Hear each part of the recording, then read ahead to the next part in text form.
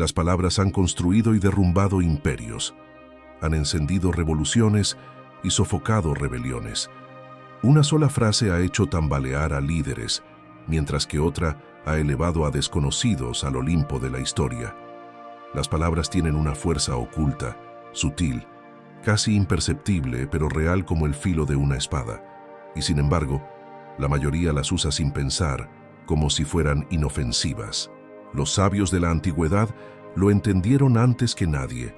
Epicteto, que nació esclavo y murió libre en espíritu, dejó escapar una verdad que pocos recuerdan.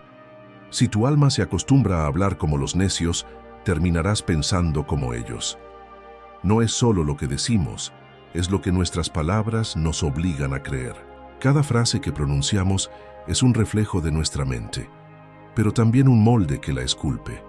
No existen palabras sin consecuencias. Un emperador puede dar una orden con la boca y cambiar el destino de naciones, pero un hombre común también dicta su propio destino con cada frase que deja escapar sin pensar. Las personas más inteligentes no son las que saben más, sino las que saben qué palabras evitar. No porque teman hablar, sino porque entienden el veneno escondido en ciertas expresiones. Frases que parecen inofensivas, pero que programan la mente para la derrota, la mediocridad y la debilidad. No es magia, es neurociencia, es filosofía, es psicología. Es la razón por la que algunos avanzan con claridad, mientras otros tropiezan en la misma piedra una y otra vez. Hoy vas a descubrir 11 frases que las personas verdaderamente inteligentes jamás dicen, no porque sean supersticiosos o rígidos, sino porque han entendido el efecto corrosivo que estas palabras tienen en la mente, en el carácter y en el destino de quienes las usan. Algunas de estas frases pueden parecer normales, incluso inofensivas, pero una vez que entiendas lo que realmente significan, nunca volverás a pronunciarlas sin sentir su peso. Este no es un simple video, es un espejo, y lo que estás a punto de ver puede cambiar la forma en la que hablas, y por lo tanto, la forma en la que vives. Capítulo 1. La mentira de la injusticia. Desde los albores de la humanidad, los hombres han mirado al cielo preguntándose ¿por qué la balanza del mundo parece siempre inclinada hacia un lado? Eso no es justo, es el lamento de quienes se sienten traicionados por la vida, una frase que resuena en los labios de millones como si el universo les debiera algo. Pero hay una verdad incómoda que los sabios han comprendido desde hace siglos. La justicia no es una ley universal, sino una ilusión creada por la mente humana. Séneca, el filósofo que conoció de cerca la traición y la muerte, dejó escrita una advertencia que pocos recuerdan. La vida no trata a los hombres como merecen, sino como quiere. Quien busca justicia en ella, solo encontrará frustración. El mundo no es un juez imparcial.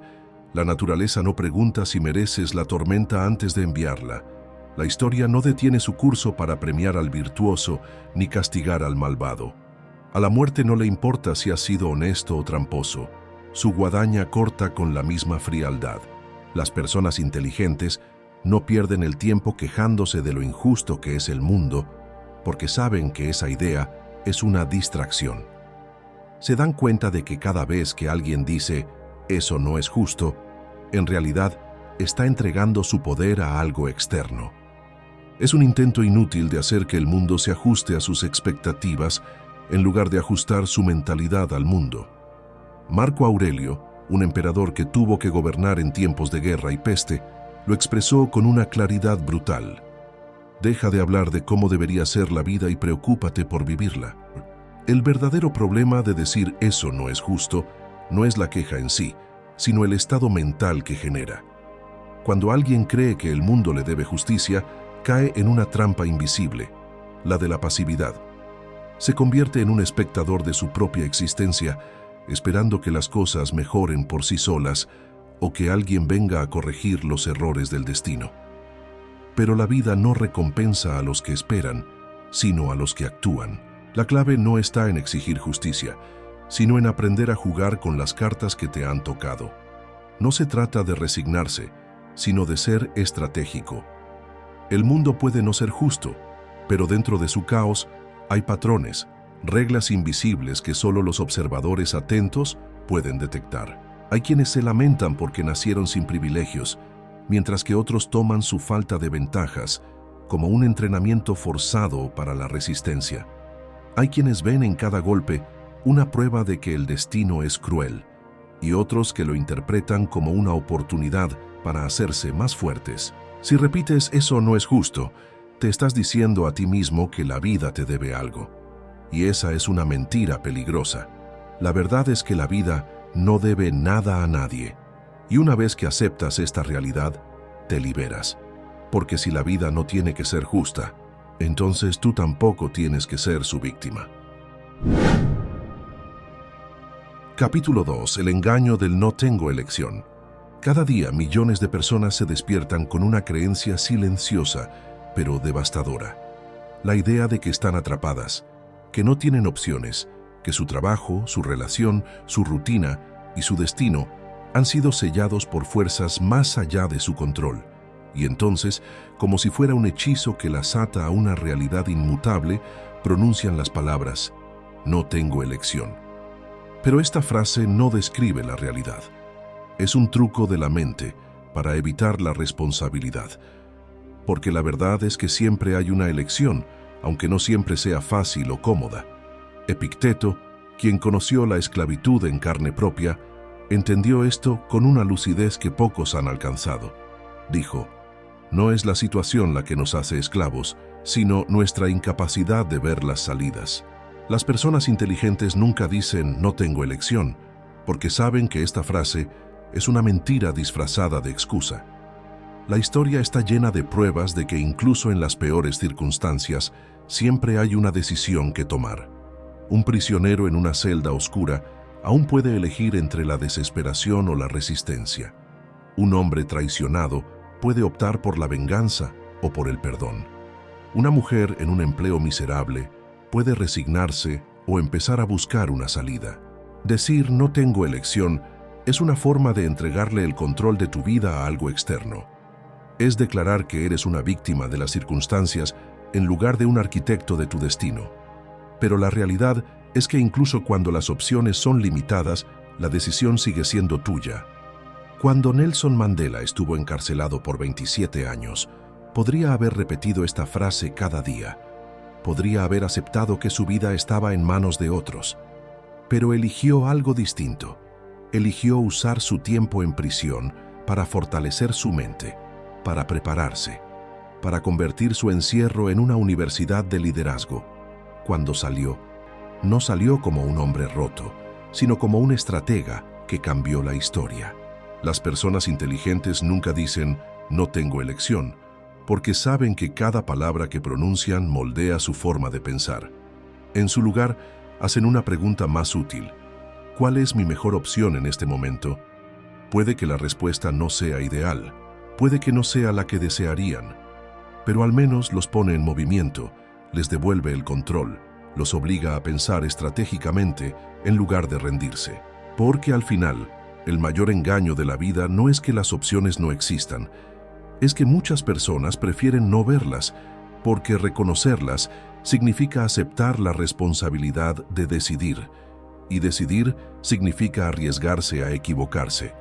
Pero esa es la diferencia entre quienes avanzan y quienes se quedan atrapados en el mismo lugar. Unos se atreven a elegir, mientras otros se convencen de que nunca tuvieron opción. Capítulo 3. El peso del siempre ha sido así. El mundo ha sido moldeado por dos tipos de personas: aquellas que aceptan la realidad tal como es y aquellas que se atreven a cuestionarla.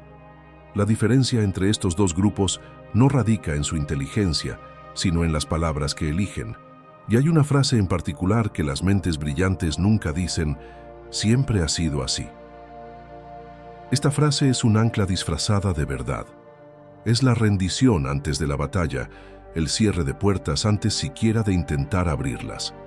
Es la voz del conformismo, la excusa perfecta para no cambiar lo que incomoda, lo que limita, lo que encierra.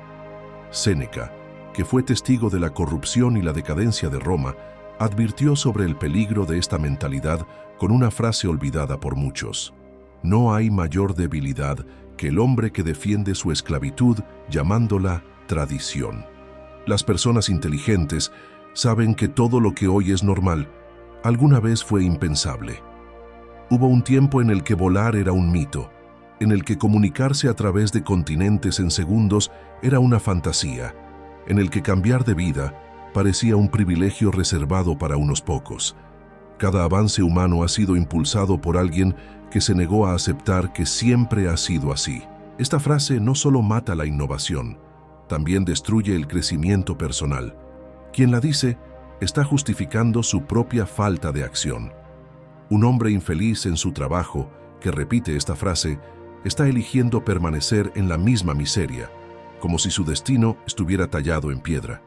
Una mujer atrapada en una relación tóxica que se dice a sí misma que así son las cosas, está cediendo su poder sin siquiera intentarlo. La mente humana tiene un sesgo hacia la estabilidad, un apego a lo familiar que muchas veces se disfraza de sensatez. Pero lo familiar no es sinónimo de correcto, ni lo antiguo es garantía de verdad. La historia está repleta de momentos en los que el statu quo parecía inquebrantable, hasta que alguien decidió romperlo. Los estoicos sabían que la comodidad es un enemigo silencioso. Marco Aurelio, que pudo haberse entregado al placer y la decadencia de su posición, eligió en cambio cuestionarlo todo. En sus meditaciones escribió una advertencia que pocos recuerdan. Cada día es una oportunidad para alejarse de lo que nos ata, pero la mayoría prefiere las cadenas antes que la incertidumbre. Las personas inteligentes no aceptan las reglas del mundo sin antes examinarlas. No dan por hecho que lo que funciona hoy será lo mejor para mañana. Y sobre todo, nunca justifican su estancamiento con la frase «siempre ha sido así», porque saben que cada vez que alguien la dice, está sellando su destino con sus propias manos. Capítulo 4. El autosabotaje del «eso es imposible». El límite más grande que existe no está en el mundo, sino en la mente de quienes lo habitan. Durante siglos, los seres humanos han utilizado la misma excusa para justificar su falta de acción. Eso es imposible. Pero las personas inteligentes jamás dicen estas palabras porque saben que la imposibilidad es casi siempre una ilusión, una frontera mental impuesta por quienes temen lo desconocido. Pocas personas recuerdan que antes de que Roger Bannister rompiera la barrera de la milla en 4 minutos, en 1954, los médicos y científicos aseguraban que era físicamente imposible. Decían que el cuerpo humano no podía soportarlo, que los pulmones colapsarían, que el corazón fallaría. Pero cuando Bannister lo logró, en cuestión de meses, otros corredores también lo hicieron. ¿Qué cambió? ¿Acaso la biología humana evolucionó en semanas? No. Lo único que cambió fue la creencia. Los estoicos, que vivieron en una época donde la voluntad determinaba la supervivencia, entendieron este principio con brutal claridad. Epicteto, que nació en la esclavitud y terminó moldeando la mente de los hombres más poderosos de su tiempo, dejó una advertencia que pocos recuerdan. La mayoría de los hombres no fracasan por falta de fuerza, sino por falta de creencia en su propia capacidad. No es el mundo el que impone los límites, sino la voz interna que repite «no puedes» antes siquiera de intentarlo. Decir «eso es imposible» es un acto de autosabotaje. Es cerrar las puertas antes de comprobar si realmente están cerradas. Es abandonar la batalla antes de desenfundar la espada. El cerebro humano está diseñado para evitar el esfuerzo innecesario, para protegerse del fracaso, y nada es más efectivo para mantenerte en tu zona de confort que la convicción de que algo no puede hacerse. Pero la historia demuestra lo contrario. Todo lo que hoy damos por sentado, desde los viajes espaciales hasta la inteligencia artificial, alguna vez fue considerado una locura. Los navegantes antiguos temían caer por el borde del mundo hasta que alguien se atrevió a desafiar la idea. Los médicos de antaño consideraban que lavarse las manos antes de una cirugía era innecesario hasta que alguien probó que salvaba vidas. Y en cada una de estas situaciones hubo quienes se rieron, quienes negaron, quienes aseguraron con certeza: eso es imposible. Las personas inteligentes no ven los límites como muros infranqueables, sino como desafíos a superar. No aceptan la imposibilidad sin antes explorar cada ángulo, cada posibilidad, cada opción. No porque crean que todo es posible sin esfuerzo, sino porque saben que la mayoría de las veces, la verdadera imposibilidad no está en el mundo, sino en la mente de quienes se niegan a intentarlo. Por eso, cada vez que alguien dice, eso es imposible, en realidad está diciendo algo más profundo: yo no quiero intentarlo. Y ahí radica la diferencia entre quienes se conforman con el mundo tal como es y quienes lo transforman con su propia voluntad. Capítulo 5. El veneno del no soy lo suficientemente bueno. Hay una prisión más poderosa que cualquier celda de hierro, una cadena más pesada que cualquier grillete de metal. No se ve, no se toca, pero ha detenido a más personas que cualquier ejército en la historia. Es la idea, repetida en la mente como un mantra maldito, de que uno mismo no es suficiente. Decir no soy lo suficientemente bueno es un acto de autodestrucción que muchos practican sin darse cuenta. Es una semilla de duda que, una vez plantada, echa raíces en la identidad de quien la pronuncia.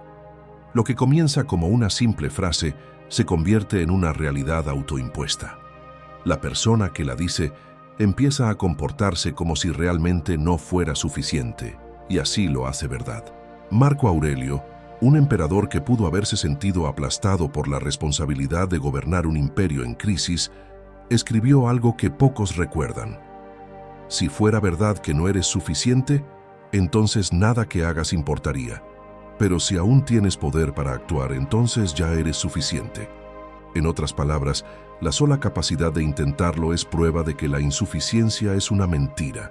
Las personas inteligentes jamás dicen no soy lo suficientemente bueno, porque saben que el valor personal no es una cuestión de destino, sino de decisión. Nadie nace siendo suficiente. Nadie llega al mundo con la confianza plena de que logrará todo lo que se proponga. La diferencia está en quienes siguen adelante a pesar de la duda y quienes se rinden antes de comenzar.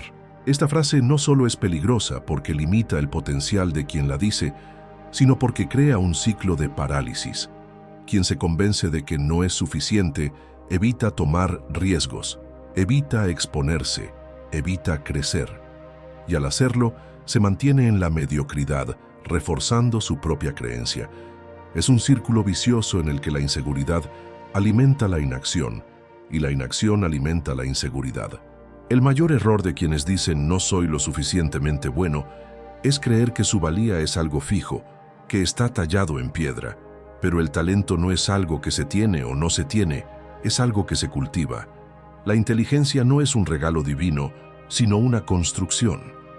Nadie es suficiente hasta que decide serlo. Las personas más brillantes de la historia no lo fueron porque nunca dudaron de sí mismas, sino porque aprendieron a actuar incluso con la duda presente. No permitieron que la voz interna de la inseguridad determinara su destino. No esperaron a sentirse listos. Sabían que la preparación no ocurre antes de la acción, sino durante ella. Por eso, cada vez que alguien dice, no soy lo suficientemente bueno, lo que realmente está diciendo es, no quiero intentarlo porque temo fracasar.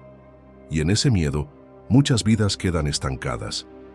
La diferencia entre los que dejan huella en la historia y los que desaparecen en la multitud no es que unos sean más capaces que otros, sino que unos deciden ser suficientes, mientras otros esperan un permiso que nunca llegará. Capítulo 6. La maldición del me conoces, así soy yo. Pocas frases encierran tanto veneno disfrazado de identidad como el famoso me conoces, así soy yo. Parece inofensiva, parece un simple reconocimiento de la propia personalidad, pero en realidad es una sentencia de muerte para el crecimiento.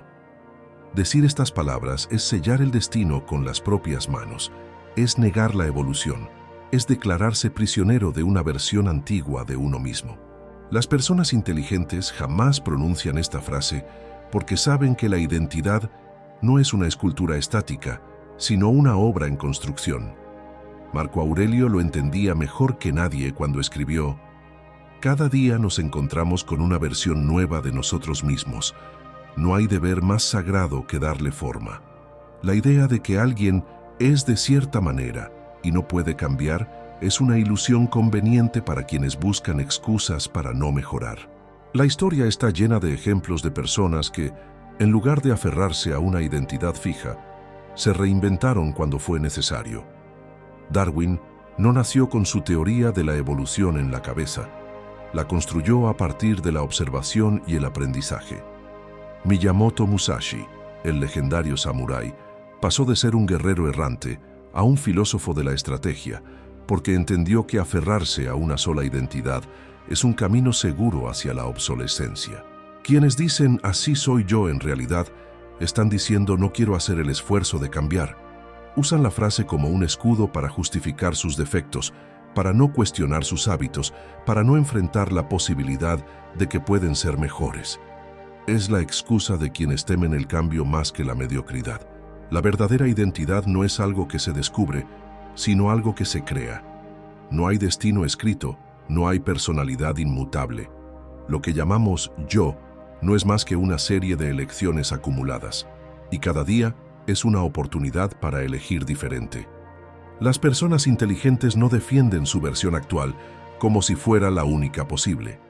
No dicen «así soy yo», sino «¿en quién puedo convertirme?». No se aferran a los defectos como si fueran características inalterables, sino que los enfrentan como desafíos a superar.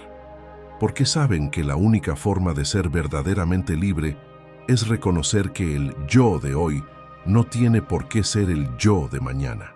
Por eso, cada vez que alguien dice «me conoces, así soy yo», en realidad está diciendo «prefiero quedarme donde estoy a descubrir hasta dónde puedo llegar».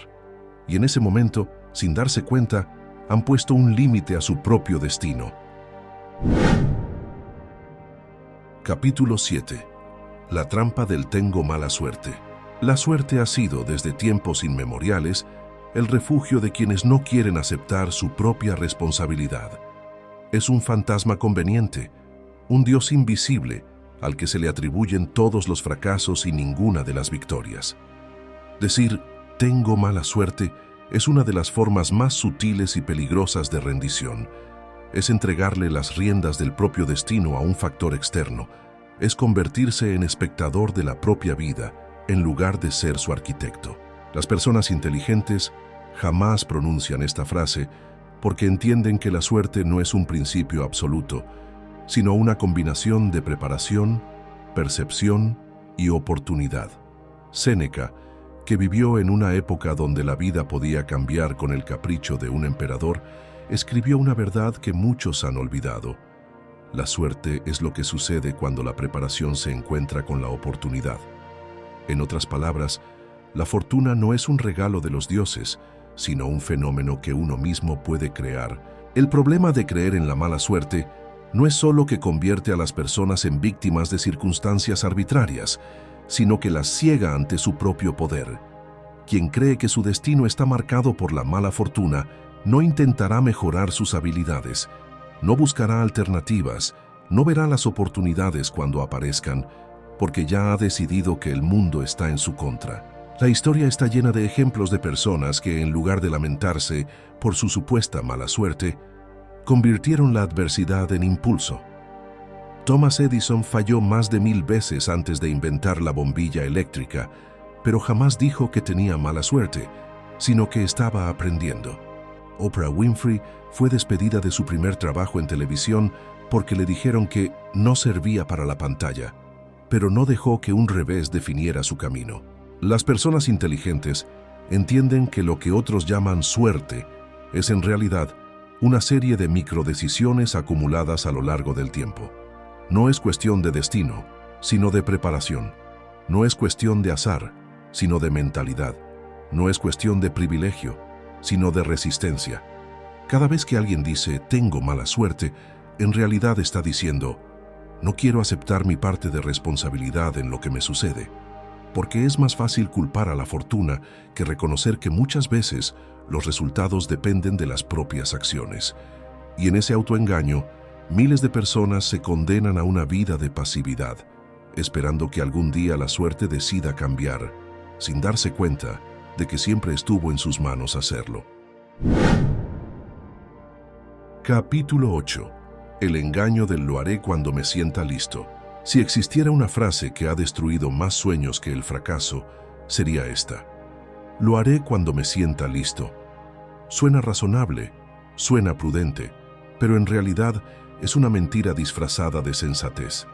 Es la excusa perfecta para no empezar nunca, para postergar indefinidamente, para ocultar el miedo detrás de la preparación eterna.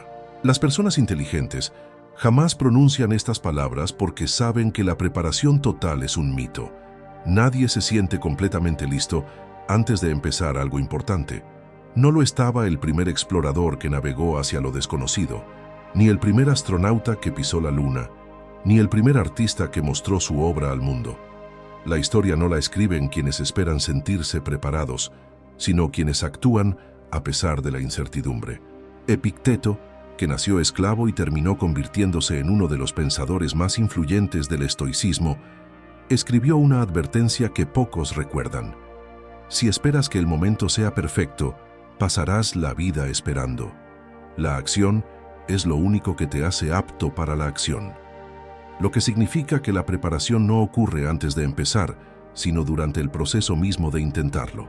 Cada vez que alguien dice, lo haré cuando me sienta listo, en realidad está diciendo, no quiero enfrentar el miedo a fracasar, porque la verdadera razón detrás de esta frase no es la prudencia, sino el temor.